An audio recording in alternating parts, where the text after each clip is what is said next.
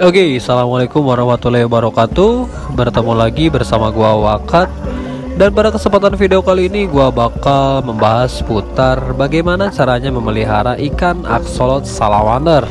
Dan untuk lebih spesifiknya, pada video kali ini juga gua bakal membahas seputar jenis pakan apa saja yang bisa kita berikan kepada ikan salamander. Selain itu, apakah ikan axolotl salamander bisa disatukan dengan ikan predator? Dan untuk jawabannya kalian bisa simak terus video ini sampai beres. Sebelum kita lebih jauh ke poin pembahasan, di sini gua bakal sedikit mengulas seputar profil ikan axolotl. Untuk habitat aslinya, ikan axolotl berada di daerah Meksiko. Pada habitatnya, ikan axolotl hidup di dataran tinggi yang memiliki suhu yang dingin. Dan karena alasan itulah yang membuat gua sedikit agak percaya diri untuk memelihara ikan ini, dikarenakan untuk letak geografis rumah gua masih bisa dikatakan berada di dataran tinggi. Selain itu, untuk suhunya di sini lumayan dingin, yaitu berkisar antara 27 hingga 30 derajat. Dan menurut gua itu adalah suhu yang ideal untuk memelihara ikan axolotl. Yang paling gua suka dari pemeliharaan ikan ini yaitu kita tidak perlu menggunakan equipment tambahan seperti heater. Dan mungkin untuk kalian yang memiliki rumah di daerah yang memiliki suhu rata-rata 30 derajat ke atas, menurut gua kalian perlu menggunakan equipment tambahan berupa chiller ataupun kipas kecil. Hal tersebut bertujuan agar suhu di dalam akuarium tetap dingin. Selain itu, di alamnya ikan axolotl memakan serangga kecil, cacing tanah, dan bahkan jika kita pelihara di dalam akuarium, ikan axolotl bisa kita latih dengan mudah agar doyan makan pelet. Dan tentu saja pelet yang kita gunakan jenisnya adalah pelet tenggelam. Dan untuk cara makannya, menurut gua ikan axolotl bisa dikatakan unik karena ikan ini akan menyedot pakan yang kita berikan ke dalam tank. Dan untuk contohnya, ini adalah salah satu kegiatan gua ketika memberikan pakan terhadap ikan axolotl. Di sini gua menggunakan pakan merek Mizuho dengan tipe tenggelam.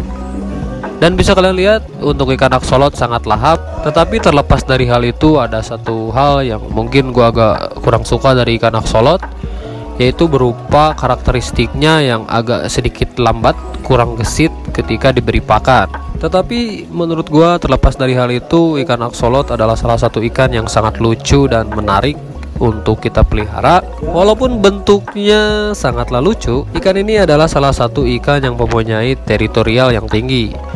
Dan tentu saja hal tersebut memungkinkan ikan axolotl akan menghajar satu sama lain, apalagi jika kalian terlalu lama tidak memberikan pakan. Dan biasanya ikan axolotl akan menjadi kanibal. Walaupun begitu, ada salah satu keunikan yang dimiliki oleh ikan axolotl. Ikan ini akan mudah meregenerasi bagian tubuhnya yang hilang. Contohnya, ketika ikan axolotl kehilangan kakinya dalam beberapa hari ke depan, biasanya kaki yang patah ataupun hilang akan tumbuh kembali. Dan hal ini berlaku untuk seluruh anggota tubuhnya. Maka dari itu, menurut gua kalian jangan khawatir jika memelihara ikan axolotl dan menemukan ikan yang kalian pelihara mengalami cacat atau bentuk fisik yang kurang sempurna. Karena dengan mudah ikan axolotl bisa meregenerasi bagian tubuh yang hilang. Dan tips selanjutnya yang mungkin harus kalian lakukan ketika memelihara ikan axolotl yaitu volume air yang berada di dalam tank. Menurut gua, jika kalian memelihara ikan axolotl, usahakan jangan terlalu tinggi volumenya. Hal ini bertujuan agar ikan axolotl lebih mudah untuk mengambil oksigen ke permukaan. Biasanya gua hanya mengisi akuarium dengan persentase sekitar 20 hingga 30% saja.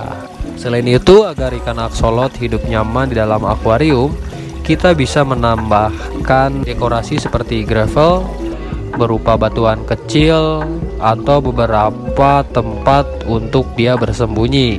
Dan yang paling gua suka dari ikan axolotl yaitu ikan ini bisa diajak interaksi. Seperti yang kalian lihat di sini, ikan axolotl mengikuti tangan gua. Walaupun begitu, kalian jangan sesekali untuk memegang ikan axolotl dengan gerakan yang tiba-tiba. mengingat gerakan tersebut akan berakibat ikan aksolot menjadi kaget. Ketika ikan aksolot kaget biasanya akan menghantam bagian kaca, dan hal ini tentu saja harus kita hindari karena ikan aksolot memiliki kulit yang sangat halus dan sensitif. Dan kesimpulannya dari video kali ini, menurut gua pemeliharaan ikan aksolot tidak terlalu ribet dan bisa dikatakan cukup mudah. Tetapi menurut gua jika kalian memelihara ikan aksolot, tidak disarankan disatukan dengan ikan predator lain seperti ikan Oscar ataupun pibas. Hal ini karena jika kalian menyatukan ikan aksolot dengan ikan predator, menurut gua untuk kondisi tanknya agak sedikit kurang ideal dikarenakan volume air yang tentu saja harus bertambah agak sedikit lebih tinggi. Selain itu untuk pakan biasanya ikan aksolot akan cenderung kalah makan karena ikan aksolot lumayan bisa dikatakan sangat lambat ketika makan. Untuk harganya sendiri ikan aksolot berkisar antara 150 hingga 200 ribuan di size 13 sampai 15 sentian. Oke teman-teman, mungkin itu saja yang dapat gua sampaikan dalam video kali ini. Terima kasih buat kalian yang sudah menonton video ini sampai beres, dan sampai jumpa di video gua selanjutnya.